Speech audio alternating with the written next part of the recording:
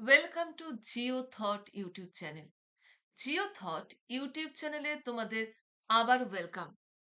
আজকে ক্লাসে আমরা আলোচনা করব চ্যাপ্টার 1 এর ভূমিরূপ প্রক্রিয়া, ক্লাস 12 এর চ্যাপ্টার 1 এর ভূমিরূপ প্রক্রিয়ার সেকেন্ড পার্ট নিয়ে আজকে আমরা চলে এসেছি। আজকে আমরা সামুদ্রিক প্রক্রিয়াসমূহ এবং সংশ্লিষ্ট ভূমিরূপের ওপরে যে প্রশ্নগুলো 2025-এর এইচএস এর জন্য ইম্পর্টেন্ট, সেই প্রশ্নগুলো নিয়ে আজকের ক্লাসে আমরা আলোচনা করব। এবং অবশ্যই প্রশ্ন প্রশ্নগুলি হচ্ছে আমাদের বর্ণনা ভিত্তিক বা বিশ্লেষণ ভিত্তিক, যেটার প্রশ্নমান হচ্ছে 7। সেইগুলো নিয়ে আজকের ক্লাসে আমরা আলোচনা করব। এবং যারা আগের দিনের ভিডিওটি দেখোনি, আমরা আগের দিনের ক্লাসেও চ্যাপ্টার 1 এর ভৌমজলের কার্য এবং সংশ্লিষ্ট ভূমিরূপের উপরে যে প্রশ্নগুলি খুবই ইম্পর্টেন্ট 7 নম্বর মার্কসের জন্য, সেগুলো আলোচনা করেছি। তাদের জন্য ডেসক্রিপশন বক্সে দেওয়া থাকবে, তোমরা সেখানে গিয়ে অবশ্যই কিন্তু ভিডিওটি চেক করে নিও। তাহলে চলো আজকে আমরা দেখে নিই এই পার্ট থেকে কোন কোন প্রশ্নগুলো ইম্পর্টেন্ট। 1 নম্বর প্রশ্ন 7 মার্কসের, যেটা খুবই ইম্পর্টেন্ট: বিভিন্ন প্রকার প্রবাল প্রাচীরের উৎপত্তি এবং বৈশিষ্ট্য উপযুক্ত চিত্র সহ সংক্ষেপে লেখো।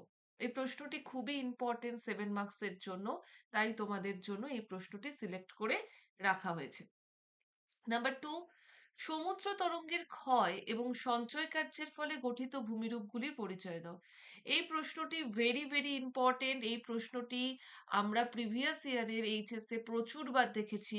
ক্ষয় কার্যের ফলে, সঞ্চয় কার্যের ফলে যে গঠিত ভূমিরূপগুলো চিত্র সহ, তোমরা প্রত্যেকেই প্র্যাকটিস করবে। পরীক্ষা এখান থেকে টিকা হোক বা ডেসক্রিপটিভ হোক, বিভিন্ন রকম প্রশ্ন কিন্তু আমাদের থাকে। চলো 3 নম্বর প্রশ্ন, প্রবাল প্রাচীর কি? খুব ইম্পর্টেন্ট একটা প্রশ্ন। এর সাথেই প্রবাল প্রাচীর গঠনের শর্তগুলো লেখো।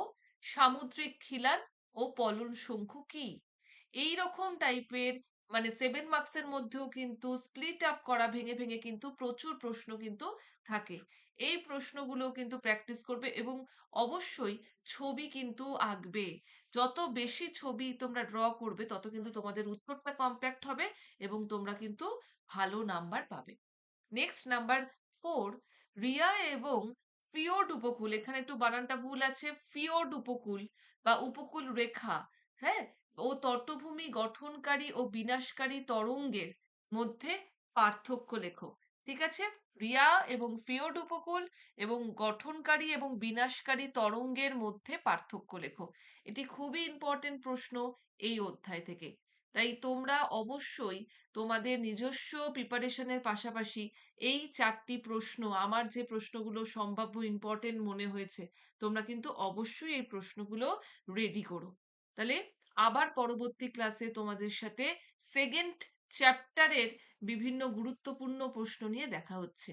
ততক্ষণ অবধি তোমরা প্রত্যেকেই ভালো থেকো, সুস্থ থেকো এবং অবশ্যই চ্যানেলটিকে সাবস্ক্রাইব করে দিও এবং বন্ধুদের সাথে বেশি বেশি করে চ্যানেলটিকে শেয়ার করে দিও। এবং যদি আজকের ক্লাসটি তোমাদের ভালো লেগে থাকে, তাহলে অবশ্যই একটি লাইক করে দিও।